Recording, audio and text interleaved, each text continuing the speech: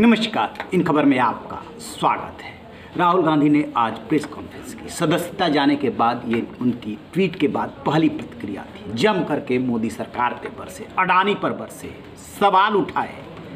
लेकिन सबसे बड़ा सवाल ये है कि ऐसे समय में जबकि पूरा विपक्ष राहुल गांधी के पीछे खड़ा है, एक साथ दिखाई दे रहा है, जेडीयू और नीतीश कुमार चुप क्यों है?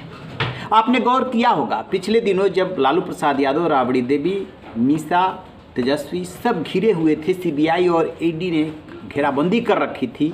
2 दिन तक नीतीश कुमार चुप रहे थे। तीसरे दिन, चौथे दिन जब वो आए सामने तो बोले कि मैं क्या बोलूं, यानी कुछ बोलना नहीं चाहते थे।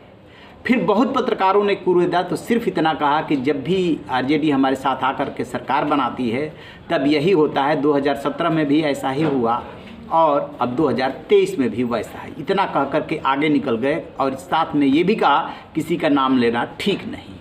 अब जबकि वो पलटी मार करके गठबंधन के साथ गए, सरकार बनाई, उसके बाद वो भागे भागे दिल्ली आए थे। तमाम सारे नेताओं से मिले थे। सोनिया गांधी से मिलना रह गया था तो फिर लालू प्रसाद यादव को साथ लेकर के आए और सोनिया गांधी से मिले। ऐसे समय जबकि कांग्रेस संकट में है, उसके सबसे बड़े नेता की सदस्यता चली गई है। नीतीश कुमार चुप क्यों हैं और इस चुप्पी के क्या मायने हैं? तेजस्वी या लालू प्रसाद यादव घिरते हैं तब भी वो चुप रहते हैं, और जब राहुल गांधी की सदस्यता जाती है तब भी जो है नीतीश कुमार चुप हैं।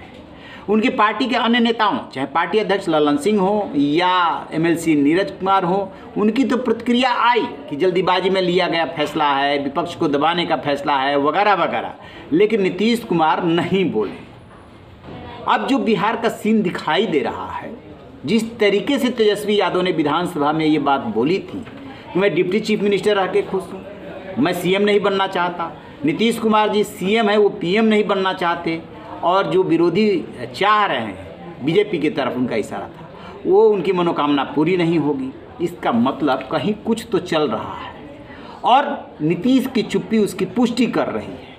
बोलने को तो टीएमसी भी नहीं बोल रही है, कांग्रेस के साथ टीएमसी भी नहीं है, लेकिन ममता बनर्जी ने राहुल गांधी का नाम लिए बिना ट्वीट किया और कहा कि विपक्ष को दबाने के लिए ऐसा किया जा रहा है।